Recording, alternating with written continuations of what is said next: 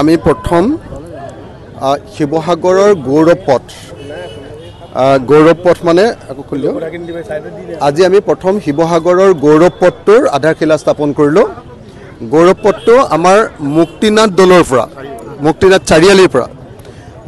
চাৰিআলিৰ পৰা আমাৰ দৌল চাৰিআলি হৈ শিৱদৌললৈকে যাব আৰু শিৱদৌলৰ পৰা গোটেই বৰপুখুৰী পাৰ্ট টোটেল 20 কোটি প্লাছ 1 কোটি 64 লাখ 21 কোটি 64 লাখ টকাৰে আমি গৌৰৱ পথটো নিৰ্মাণ কৰিব খুজিছোঁ আৰু এই গৌৰৱ পথটোৰ কাৰণে 21 কোটি 64 লাখৰ আধাৰশিলা আজি স্থাপন কৰা হ'ল। দ্বিতীয়টো হ'ল যে আজি নাওজান যিখন ব্ৰিজ হৈছে আমাৰ নাওজানত আমাৰ যিখন দলং হৈছে সেই দলংখন আজি উদ্বোধন কৰা হ'ব। সেই দলং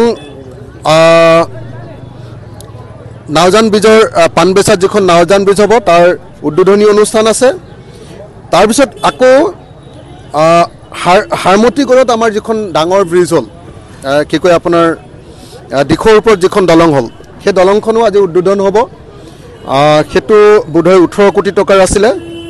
তাৰপাছত চাউলকৰাত শাস্তি চুকত যিটো ৰাস্তা সেই ৰাস্তাটোৰ আজি আধাৰশিলা স্থাপন কৰা হ'ব আৰু তাৰ উপৰিও আৰু ৰুদ্ৰসাগৰ পঞ্চায়তত লাহিঙিয়াত আৰু এটা ৰাস্তা আজি আধাৰশিলা স্থাপন কৰা হ'ব।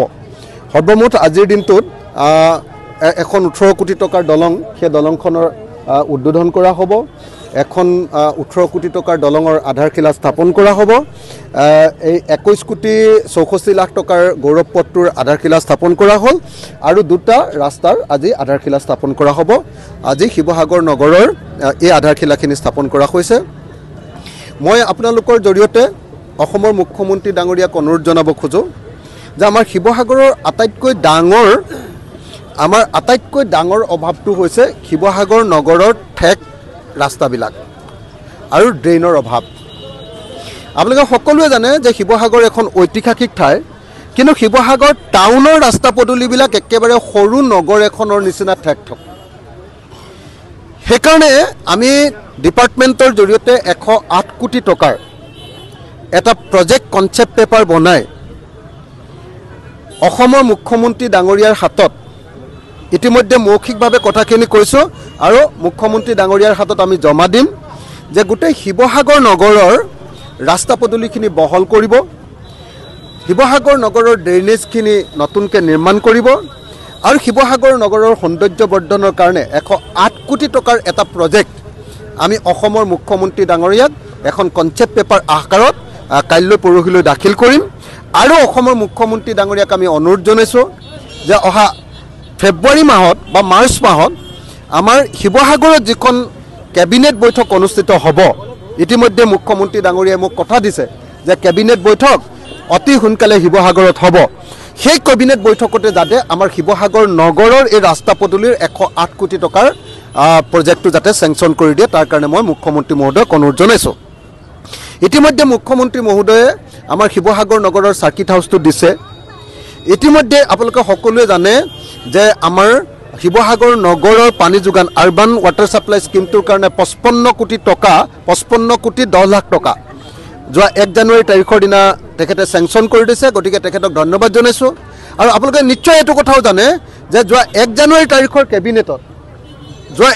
তাৰিখৰ কেবিনেটত অসমৰ মুখ্যমন্ত্ৰী মহোদয়ে তলাতল ঘৰ প্ৰকল্পটোৰ কাৰণেও তাৰ DPR প্ৰস্তুত কৰিবৰ কাৰণে ইতিমধ্যে টেণ্ডাৰ কৰাৰ ব্যৱস্থা কৰি দিছে।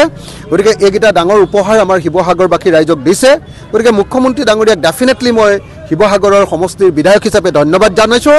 কিন্তু মই আটাইতকৈ বেছিকৈ কৃতজ্ঞ হৈ ৰ'ম মুখ্যমন্ত্ৰী ডাঙৰীয়াৰ ওচৰত যেতিয়া শিৱসাগৰ নগৰৰ ৰাস্তা পদূলি আৰু ড্ৰেইনেজ ছিষ্টেমটো বহল আহল কৰিবৰ কাৰণে আমি যিটো প্ৰজেক্ট দিছোঁ সেইটো যেতিয়া পাছ কৰি দিব আৰু কেবিনেট বৈঠক শিৱসাগৰত বহুৱাই এই প্ৰজেক্টটোৰ আধাৰশিলা স্থাপন কৰি দিব, তেতিয়া আমি শিৱসাগৰবাসী ৰাইজ হিচাপে মুখ্যমন্ত্ৰীৰ ওচৰত নিশ্চিতভাৱে কৃতজ্ঞ হৈ থাকিম।